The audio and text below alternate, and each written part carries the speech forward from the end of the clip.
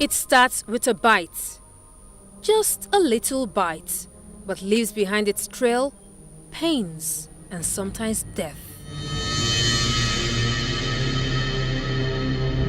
After a successful health support service to children and women in IDP camps and villages in Nigeria in 2016, When in Need Foundation, an institution aimed at providing support to the vulnerable and underserved people of the world, headed by Cheta Chiumoga Ekton, is back to witness first-hand causes and ways to help fight the widespread and number one killer disease, according to the Center for Disease Control, malaria.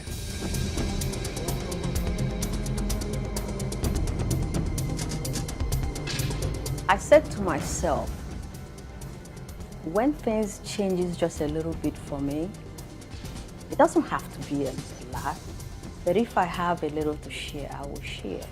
When in Need Foundation started off from my vacation, and it has not stopped up till today. When in Need Foundation started, commenced its activities in Nigeria a couple of years ago, about 5-6 years ago, and we actually didn't start fighting malaria today.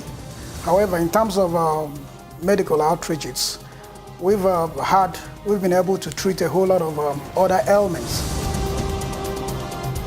21-year-old Rahab James is a malaria patient in an internally displaced persons camp located in Kuchingoro, a rural settlement 11 kilometers away from Nigeria's capital city, Abuja. She got weighed down about a month ago by this tiny yet most dangerous animal in the world, mosquito. Ya kai watanni nan dai ana ta yi min treatment sai dai in an samu drip sai ya kawo soki an jima kaɗan kuma sai ya ringa kawo. Rahab is just one of many malaria victims in Kuchingoro, a place characterized by stagnant waters, indiscriminate dumping of refuse, and poor latrines. It creates a convenient breeding ground for mosquitoes, and as such, a high risk of contracting malaria. According to the World Health Organization, 92% of malaria cases happen in Africa. WHO estimates up to 10,000 lives could be saved by November through malaria prevention and control, if more funds are secured. Malaria victims in many rural communities in Nigeria suffer certain drawbacks, which sometimes lead to death. Poorly equipped laboratories to perform the tests accurately, delayed access in getting medical help, mosquitoes non-defined mosquitoes-treated nets, ineffective indoor residual spraying, and importantly, wrong diagnosis. What we need to do is to accelerate the process of research to actually know what we are dealing with. If it's not malaria that is giving other diseases, then let's know, so that the treatment could also be aligned towards that. Not that we will be giving malaria medication to somebody who has no malaria. While many people worry about killer illnesses like diabetes and cancer, a new global study says malaria is the leading killer disease in Nigeria, resulting in 192,284 deaths in 2015, while the second and third top causes of death in Nigeria were diarrheal diseases and HIV/AIDS, killing 143,689 and 131,873 respectively. Medical experts have rated this silent killer as a #1 cause of worry. 47 kilometers away from Abuja Municipal City is Chibiri, a rural community in Kuje Area Council. Residents here bewail the scourge, which has kept many in this farming community away from earning a livelihood. If you are not okay, you cannot go and apply any job again. The medicine they are taking is not helping them. Some are resorting to local traditional medicine just to be alive.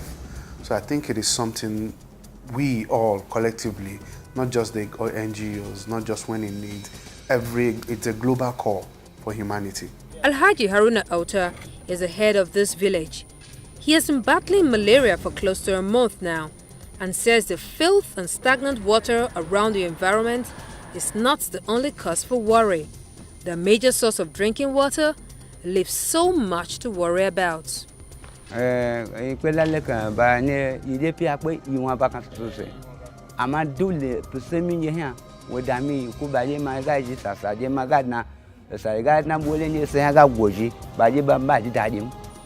Haruna Alta is not alone in the malaria fight. Many in his community have been weighed down by this disease, like Tanko Gado, who is among 8 members of his family affected by this parasite.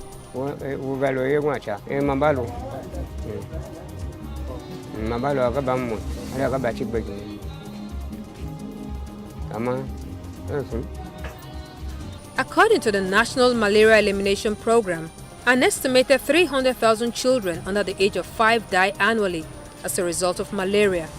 Over 4,000 maternal deaths, with 97% of Nigerians at the risk of malaria. In all, Nigeria has 25% of the world burden of malaria. We actually found out that malaria was the most common infectious disease we see in the departments. You know, vis-a-vis the other diseases like diabetes, mellitus that are non-communicable. So it's one of the commonest communicable diseases we see in the department. Maybe we could say an average of about maybe 40% each day. That's 4 out of 10 cases, especially within the pediatric age group. Malaria still remains the major public health issue in the country, and well, we rate it as #1 public health issue in the country. It's still responsible for the highest number of deaths in under 5 in the country. If you go to Kano, there is a new type of malaria. The mosquito is such that people are saying it's even greenish. I have not seen it. That is greenish in color, and once it bites you, it's very painful, and then it develops into a kind of malaria that is so intense that you have to be hospitalized, and it's been killing young children and adults. So we really need whatever assistance we can get to solve this problem. I just lost a nephew like 2 months ago. He had malaria, and on Friday he was diagnosed of malaria, on Monday, and by Friday he died. In fact, the malaria had already destroyed his kidneys, and his urine was like champagne color. The day he died, they took him in for dialysis, and he died just like an hour or so after he came out of the dialysis. And I've been talking to people, you know, I've been seeing people dying. So far, personally, I know as of this morning, a family friend of mine lost his sister to malaria as well. So I can say that I know up to about 20 people that have died of malaria within the spans of 4 months. More cause for concern is the seeming resistance of the malaria parasite to treatments available. The patients we are seeing now, they are becoming more resistant to even the combination therapy that we're using nowadays. I don't know, probably because people have used a lot of anti-malaria outside their individual seeking medical attentions. So probably patients are developing some of them are being infected with primary resistant parasites even before what they call it, because of the abuse of the medications. So probably that's why we see a lot of them with severe malaria, some of them 3+, 4+. Given what is happening now, where the awareness should be brought to malaria more. My reasons are, this malaria treatments that we have, it has been, I personally have seen cases where the medications that is in the system, the malaria has grown resistant to it in some cases, and that could be very dangerous for public health. Malaria is preventable, and when in need, knows that. More people must not die of the disease. When in need, believes that. So, with our education and sensitization exercise around the country, and the support, goodwill and partnership from global partners, government and local communities, drops of water will indeed make a mighty ocean. When you need foundation, definitely needs the assistance, the collaborations of the partnership of well-being individuals and groups that are ready to associate with WIN towards the eradication of malaria, which is a very big problem in the world today, in Africa particularly.